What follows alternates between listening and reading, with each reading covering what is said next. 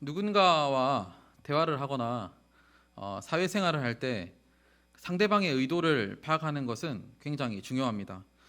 의도를 잘 파악하는 것이야말로 지혜로움의 덕목 중 하나가 아닐까 생각이 됩니다. 상대방이 말하는 의도를 알아내고 파악해서 그대로 일을 처리하는 사람들에게 능력이 있다고 그렇게 인정을 해줍니다. 학생이 시험을 치거나 과제를 할 때도 그 시험과 과제를 낸 선생님의 의도를 잘 파악하는 것이 중요합니다. 자칫 그 의도를 잘못 이해하거나 놓치게 된다면 아무리 열심히 준비를 한다 해도 좋은 결과를 얻기가 어렵습니다. 의도를 잘 파악해야 하는 이유는 사람들은 기본적으로 자신의 의도를 감추기를 좋아하기 때문에 그렇습니다. 물건을 파는 기업이나 가게는 물건을 팔아 돈을 벌고 싶은 의도를 감춘 채 소비자들을 위해서 물건을 파는 것처럼 광고를 합니다. 관건은 얼마나 그 의도를 잘 숨기고 진정성 있게 다가가는가 하는 것입니다. 광고를 보면 정말 나를 위해서 저 물건을 만들고 있구나라는 생각이 들지만 사실 그 안에 들어있는 의도는 그저 물건을 많이 팔고 싶은 마음입니다. 우리도 누군가와 그 대화를 하거나 일을 진행할 때 내 마음에 들어있는 그 진짜 의도를 숨기고 싶은 마음이 있지만 반대로 누군가가 자신의 의도를 숨긴 채 나에게 접근을 한다면 사실 그건 굉장히 불쾌한 일입니다. 그래서 어떤 기업이나 회사가 겉으로는 좋은 이미지를 광고하고 소비자를 위하는 척 하면서 뒤에서는 나쁜 짓을 하거나 안 좋은 재료를 써서 부당한 이윤을 남기려고 했을 때 사람들은 거기에 대해서 분노를 하는 것이죠. 최근에 한 의류 회사의 광고가 많은 문제가 되고 있는데 그 이유는 그 광고가 담고 있는 의도가 아주 나빠 보이기 때문에 그럴 겁니다. 그러니까 이 광고에 들어있는 어떤 사람의 말이나 행동이나 그런 방향의 의도가 중요하다는 거죠. 그런 의미에서 항상 솔직하게 내 마음에 있는 것을 다 드러내 보일 수 있는 것은 아니지만 그렇다고 지나치게 어떤 의도를 갖고 접근하는 것도 너무 차갑게 느껴지거나 때로는 상대방을 불쾌하게 만들 수 있습니다. 혹시 여러분 주변에는 이런 성향을 가진 사람이 있으신가요? 항상 의도를 가지고 접근하는 사람이 있다면 그 사람과는 가까이 하기가 쉽지 않을 겁니다. 사실 그런데 저와 여러분이 잘 알고 있는 존재 중에 그 자신의 의도를 잘 숨기고 접근하기를 아주 잘하는 자가 있는데 누구인지 아십니까? 저와 여러분과 항상 가까이 있는데 바로 마귀입니다. 이 마귀는 이 분야에서 가장 권위자이고 초고수입니다. 그는 성경에서도 의도를 숨기고 접근해서 아주 큰 성공을 거둔 사례가 있을 정도로 이 분야에서는 굉장히 뛰어난 실력자인데요. 그 사례가 바로 가장 처음 창조된 사람을 상대로 한 것입니다. 마귀의 의도를 제대로 캐치하지 못하고 넘어가는 바람에 인간은 죄인이 되고 말았습니다. 그 후에도 마귀는 항상 자신의 진짜 의도를 숨긴 채 사람들을 유혹하고 죄에 빠지게 만들고 하나님과 멀어지게 만들었어요. 그리고 오늘 말씀에 보면 이제는 이 마귀가 하다 예수님에게까지 와서 그 의도를 숨긴 채 예수님을 유혹하고 있습니다. 오늘 본문은 그 누가복음의 초반부인데요. 누가복음 1장 2장은 예수님의 어린 시절과 누가복음 전체 서론에 해당합니다. 그리고 3장 1절부터 4장 13절까지는 예수님께서 사역을 준비하시는 과정이 나와 있는데요. 3장 1절에서 20절은 첫 번째 부분입니다. 요한을 통해서 사역이 준비되는 과정을 기록하고 있고 21절부터 38절까지는 예수님께서 세례를 받으시는 장면과 예수님의 족보가 기록되어 있습니다. 그리고 오늘 우리가 읽었던 세 번째 본문은 예수님께서 광야로 가셔서 시험을 당하시는 이야기가 기록되어 있어요. 예수님께서는 광야에서 시간을 보내시고 난 후에 회당을 다니시며 사람들을 가르치시는 등 이제 본격적인 공생의 사역을 시작하셨습니다. 오늘 본문 1절에 보면 예수님께서는 요단강에서 세례를 받으신 후에 광야로 가셨습니다. 성령께서 예수님을 이끌어서 광야로 가셨고 그곳에서 아무것도 드시지 않은 채 40일 동안 시간을 보내셨는데요. 예수님께서 광야로 가신 이유가 무엇일까요? 이에 대해서 마태복음과 누가복음은 마귀에게 시험을 받으시기 위해서 가셨다라고 그렇게 기록하고 있습니다.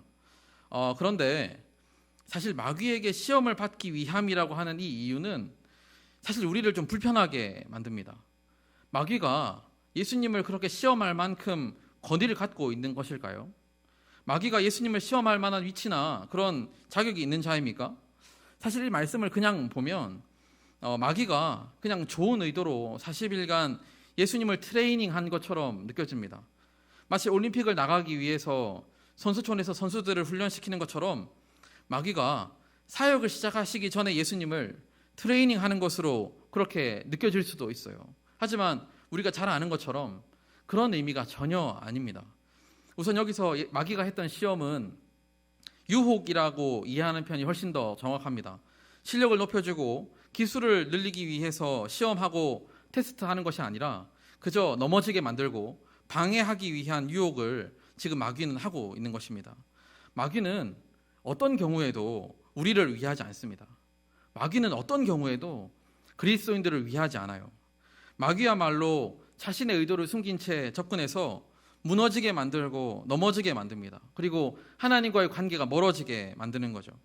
마귀는 실존하는 존재임을 우리는 기억해야 합니다. 우리가 일반적으로 이해하는 마귀, 귀신, 악한 영 이런 개념들은 한국적인 인식과 결합이 되어서 우리가 오해하는 부분이 좀 많이 있는데 어쨌든 분명한 사실은 마귀는 언제나 항상 우리를 대적하고 넘어지게 만드는 존재라는 사실입니다.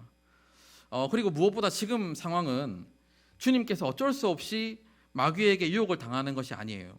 지금 이 장면에서 주도권을 누가 갖고 있냐면 마귀가 들고 있는 것이 아니라 성령님께서 이 주도권을 들고 계십니다. 광야에서 마귀에게 유혹을 받으셨지만 그곳으로 이끌어 가신 분은 성령님이세요.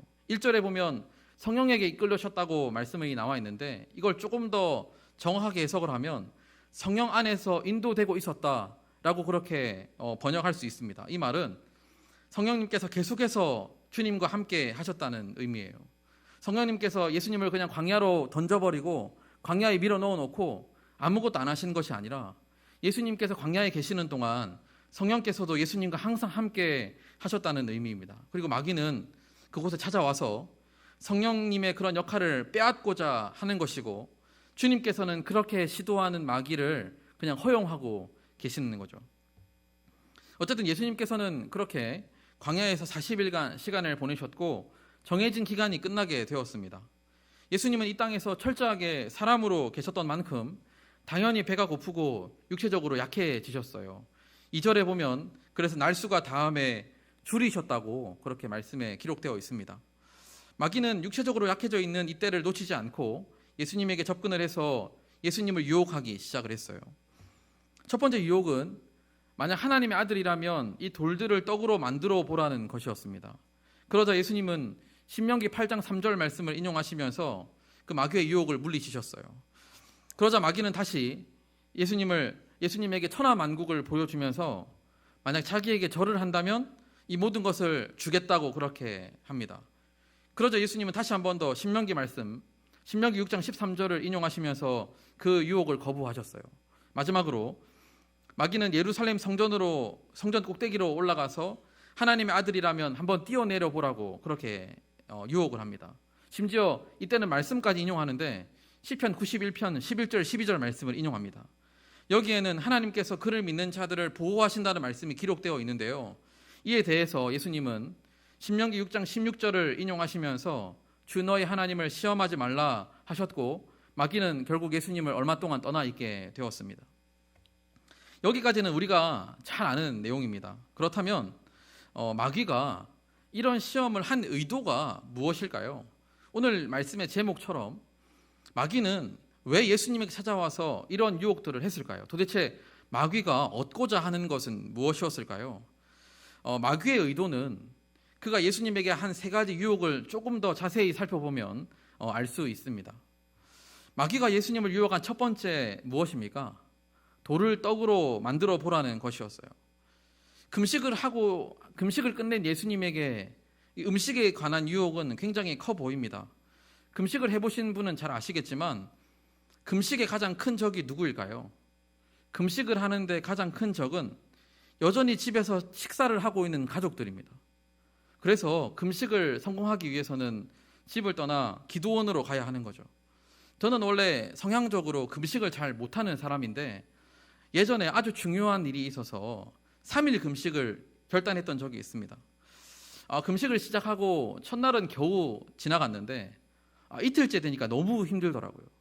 매일 먹던 밥을 먹지 않으니까 참 힘들어서 절로 기도가 나왔습니다. 이틀째 되는 날 굉장히 힘들었는데 그때 금식을 하는데 가장 큰 적은 마귀가 아니라 집에 있는 제 동생이었어요. 제 동생은 그냥 평소처럼 밥을 먹고 뭐 라면을 끓여 먹고 과자를 주워 먹는데 그 모습이 그렇게 얄미울 수가 없었습니다. 자칫 금식을 하다가 더 시험에 들 뻔했어요. 그렇게 금식을 하고 있는데 옆에서 밥을 먹거나 음식으로 유혹을 하면 굉장히 힘들어집니다. 그건 금식을 방해하는 행동이기 때문에 그런 것이죠. 그런데 지금 예수님의 상황은 제가 제 동생에게 당했던 상황과는 조금 다릅니다. 왜냐하면 지금 마귀가 돌을 떡으로 만들어 보라고 하는 이때는 예수님께서 이미 40일 금식을 끝내시고 난 다음이거든요. 40일 금식을 끝내셨으니까 사실 음식을 드셔도 괜찮습니다. 그 마귀는 지금 예수님에게 찾아와서 예수님의 금식을 방해할 목적으로 돌을 떡으로 만들어 보라고 하는 것이 아닙니다. 어차피 금식은 끝났으니까 떡을 만들어 보라는 일은 사실 그렇게 큰 유혹이 아니에요. 예수님의 상태와 예수님이 갖고 계신 능력이라면 얼마든지 그 돌을 떡으로 만들어 볼 수 있습니다. 그렇다면 마귀가 해보라고 했으니까 하지 말아야 할까요? 그 마귀의 그 말 한마디를 듣는다고 해서 마귀에게 순종하고 마귀에게 복종하는 것은 아니지 않습니까? 마귀가 돌을 떡으로 만들어 보라고 했을 때 마귀가 앞에 했던 말은 만일 하나님의 아들이라면 돌을 떡으로 만들어 보라고 그렇게 유혹을 했습니다. 그러니까 예수님은 정말 하나님의 아들이기 때문에 오히려 돌을 떡으로 만들어서 예수님이 하나님의 아들임을 증명하는 게 훨씬 더 좋은 방법 아닐까요? 그런데 예수님께서는 그렇게 하지 않으시고 오히려 말씀을 인용하시면서 마귀의 유혹을 완전히 차단하셨습니다. 두 번째 유혹은 높은 곳에 올라가서 천하만국을 보여주면서 이 마귀 자신에게 절을 하면 예수님에게 이 모든 것을 주겠다는 그런 유혹을 하는데요. 그런데 사실 마귀에게 과연 이만한 권위가 있는가 하는 생각이 듭니다. 이 온 우주 만물을 다스리시는 분은 마귀가 아니라 하나님이죠.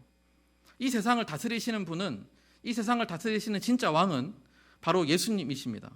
그런데 마귀가 예수님에게 천하만국을 주겠다고 하니까 이건 좀 앞뒤가 안 맞는 것 같습니다. 그런데 사실 가만히 생각해 보면 마귀의 말도 그렇게 틀린 건 아니에요. 왜냐하면 이 세상은 사실 전부 죄의 영향력 아래에 있기 때문에 그렇습니다. 사람들이 살아가는 방식은 하나님의 방식이 아니라, 복음의 방식이 아니라 마귀의 방식으로 살아가잖아요. 마귀가 원하는 것은 사람들이 마귀 자신을 섬기는 데 있지 않습니다. 마귀는 그저 사람들이 하나님만 믿지 않으면 되거든요. 사람들이 하나님만 믿지 않으면 마귀는 다 괜찮습니다. 그런데 이 세상의 사람들은, 대부분의 사람들이 다 자기 자신을 신으로 섬기고 돈을 신으로 섬긴 채 그렇게 살아가고 있으니까 사실 이 세상의 대부분은 마귀의 영향력 아래에 있는 것이나 마찬가지인 거죠. 세상의 원리와 세상이 돌아가는 방식은 사실상 마귀적이기 때문에 그렇습니다. 그래서 예수님께서도 마귀가 그렇게 유혹을 했을 때 네가 무슨 그런 권위를 갖고 있느냐고 그렇게 말씀하시지 않으셨어요. 대신에 신명기 6장 13절을 인용하시면서 주 너희 하나님께 경배하고 다만 그를 섬기라고 그렇게 말씀을 하셨습니다. 예수님의 이 대답을 보면 결국 이 마귀가 두 번째 유혹한 그 의도는 누구에게 권위가 있는가 하는 것이 아니에요.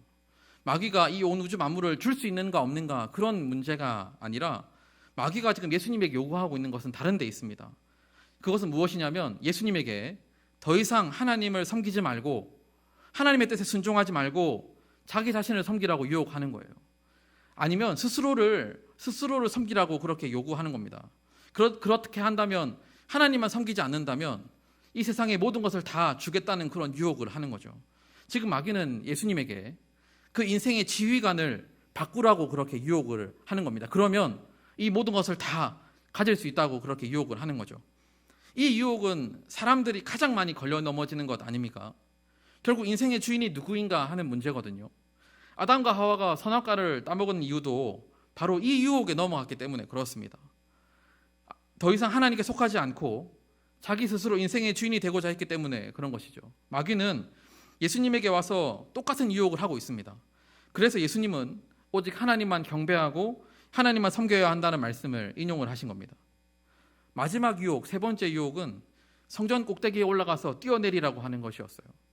여기서 성전 꼭대기는 프테레기온이라고 하는 헬라어인데 이건 작은 날개라는 의미입니다. 하지만 지금 이 지점이 정확하게 성전 어디를 가리키는 것인지는 정확하지 않다고 합니다. 아마 성전에서 가장 높은 곳을 의미하는 것 같습니다.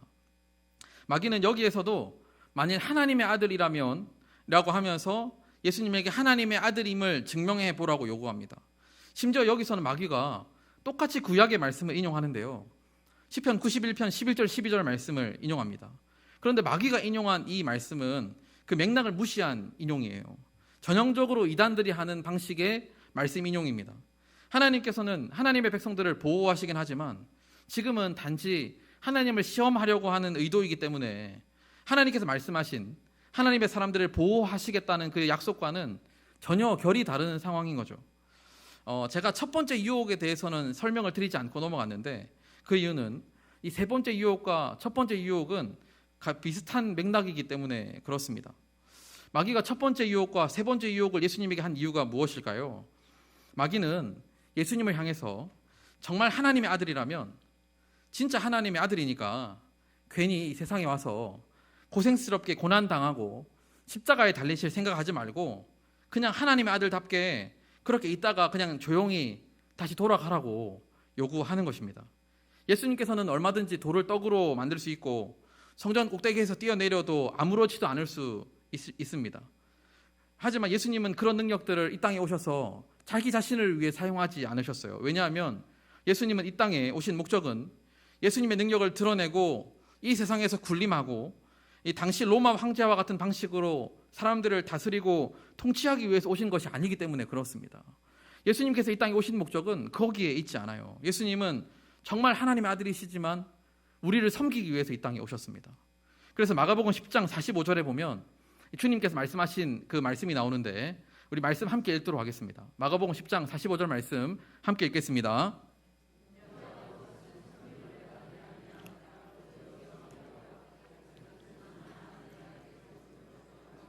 아멘.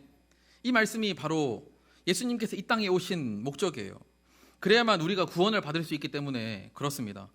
누군가가 죄의 값을 치러야 하기 때문에 예수님께서 이 땅에 오셨어요. 그리고 오셔서 고난당하시고 십자가에 달리심으로 우리가 짊어져야 할 그 죄의 값을 예수님이 대신 다 치루어 주신 겁니다. 예수님은 정말 하나님의 아들이시고 온 세상을 다스리시는 진정한 왕이시지만 이 땅에는 섬기기 위해 오신 종으로 오신 왕이었어요. 마귀의 유혹의 의도는 하나님께서 예수님을 보내시고 예수님께서 순종함으로 이 땅에 오신 그 의도를 완전히 깨부수려는 의도입니다. 섬기지 말고 군림하라는 거예요. 고난 당하지 말고 편하게 있다가 가라는 겁니다. 뭐 하려고 40일 동안 금식을 하면서 힘들게 사역을 준비하느냐고 그렇게 말을 하는 거예요. 그저 하나님의 아들의 능력을 충분히 사용하셔서 고난 같은 거 당하지 말고 십자가에 달리시지 말고 저들을 위해서 대신 죽지 말라고 예수님을 향해서 그렇게 유혹을 하는 것입니다. 이것이 바로 마귀가 예수님을 찾아온 진짜 의도입니다. 구속을 위한 하나님의 계획을 완전히 무너뜨리고 방해하기 위함이었어요. 하나님과 예수님의 관계를 끊어버리기 위해서 마귀가 두 번째 유혹을 한 것입니다. 물론 예수님께서는 마귀의 유혹을 이기지 못할 뿐은 아니지만 여기서 우리가 한번 생각해 보아야 할 것은 마귀가 예수님에게도 이러한 도전을 한다는 거예요. 그렇기 때문에 우리가 이 세상에서 거룩하게 살고 구별되게 살고 그리스도인답게 살려고 할 때 많은 유혹과 시험이 찾아오는 것입니다. 우리에게도 똑같은 유혹들이 찾아오죠.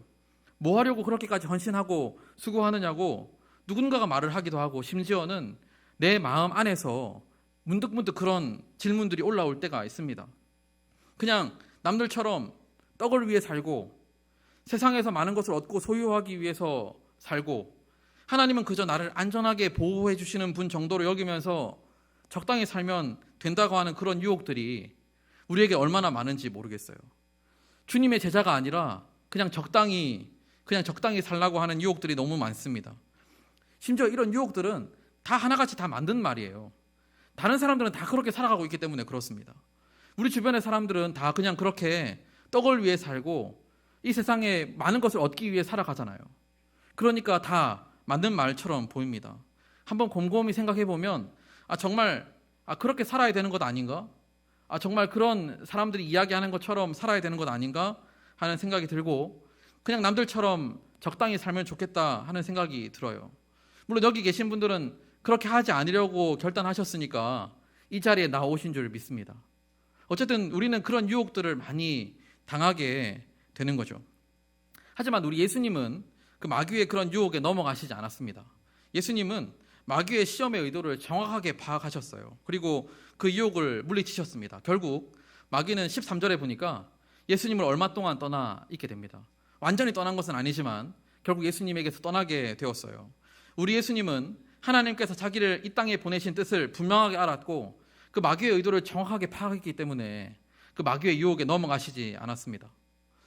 그런데 아까 제가 앞에서 1절을 통해서 말씀을 드렸는데 이 모든 일의 주도권은 성령께서 여전히 쥐고 있다고 말씀을 드렸어요. 그리고 예수님께서도 마귀가 그럴 만한 권위가 있거나 위치가 되는 것은 아님에도 그가 유혹을 하도록 허용하셨습니다.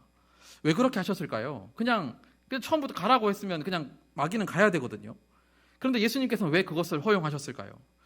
성령께서는 사실 이 사건을 통해서 보여주고자 하는 것이 있었기 때문에 그렇습니다. 그것은 바로 예수님이 진짜 하나님이 아들이라는 사실을 보여주기 위해서 마귀의 시험을 허용하셨어요. 하나님의 아들이라는 말은 구원자라는 말이고 메시아라는 말입니다. 구약에서부터 약속된 우리를 구원하기 위해 오신 그 메시아라는 말입니다. 오늘 본문은 사실 누가복음 3장 22절과 바로 연결되는 말씀이에요. 1절에 보면 예수님께서 요단강에서 오셨는데 세례를 받고 난 후에 광야로 오셔서 시험을 받으셨습니다. 이렇게 본문이 연결되어 있는 그 이유는 예수님이 하나님의 아들이라는 사실을 드러내고자 하는 데 있는 거예요. 예수님은 하나님의 아들이기 때문에 마귀의 유혹을 완전히 이겨낼 수 있다는 것을 보여주었습니다. 사실 지금 마귀의 유혹은 예수님에게 개인적이고 내면적으로 도전했던 유혹이에요. 아마 마귀가 예수님과 대화를 하거나 마귀가 예수님에게 와서 유혹을 하는 장면을 본 사람은 아무도 없을 겁니다. 사람들도 만약 누군가가 지켜보고 있다면 생각보다 쉽게 죄의 유혹을 이겨낼 수 있지만 정말 우리가 많이 넘어지는 곳은 어디인가요? 정말 우리가 유혹에 많이 넘어지는 곳은 바로 나밖에 모르는 곳에서 나 혼자 있는 곳에서 쓰러지고 넘어지거든요. 지금 예수님에게 도전한 마귀도 예수님의 내면에 이런 유혹을 계속해서 했던 것입니다. 그런데 예수님께서는 우리와 다르게 그 유혹들을 다 이겨내셨던 거죠. 우리는 연약해서 우리 내면에 들어오는 그런 유혹을 잘 이겨내지 못하지만 예수님께서는 그것을 완전히 다 이겨내셨습니다. 마귀의 유혹을 완전히 물리치셨어요. 이것은 당시의 사람들에게 예수님이야말로 정말 하나님의 아들이 맞다는 것을 증명할 수 있는 그런 이야기였습니다. 오늘 본문은 의도적으로 마귀의 유혹을 이기지 못한 구약의 사람들을 비교하고 있거든요. 한 부류는 아담과 하와이고 또 다른 부류는 이스라엘 백성들입니다. 바로 앞에 족보는 예수님께서 완전한 인간으로 이 땅에 오셨음을 보여주는 그런 족보입니다. 그리고 여기에는 아담도 등장을 하는데요. 아담은 최초의 사람이었지만 유혹을 이기지 못한 자이기도 합니다. 성경에는 마귀가 사람을 직접적으로 찾아와서 유혹하는 장면이 딱 두 군데 나오는데 창세기 3장과 바로 예수님을 유혹한 이 장면입니다. 첫 번째 아담은 마귀가 찾아왔을 때 그 유혹을 이기지 못하고 결국 죄인이 되었지만 두 번째 아담이신 예수님은 마귀의 유혹을 이기시는 것을 통해서 이 글을 읽고 보는 사람들은 예수님이 진짜 하나님의 아들이구나 라는 것을 깨닫게 되는 겁니다. 두 번째 비교 대상은 이스라엘 백성들인데요. 마귀의 유혹은 사실 이스라엘 백성들이 광야에서 당했던 시험과 깊은 연관이 있습니다. 첫 번째 시험, 돌을 떡으로 만들어 보라는 시험은 그 만나와 메추라기와 연관되어 있는 유혹입니다. 두 번째 마귀에게 경배하라는 유혹은 출애굽기 32장의 금송아지 사건과 연결되어 있어요. 세 번째 유혹은 출애굽기 17장 1절에서 7절 무리바에서 있었던 사건과 연결되어 있습니다. 그곳에서 그들은 하나님을 시험했고 결국 하나님을 원망하면서 하나님을 대적했던 장면이 나옵니다. 이들은 하나같이 그 유혹을 이기지 못했어요. 예수님께서 마귀를 대적할 때 신명기 본문을 인용하신 것도 이스라엘 백성들의 불순종을 염두한 큰 복선입니다.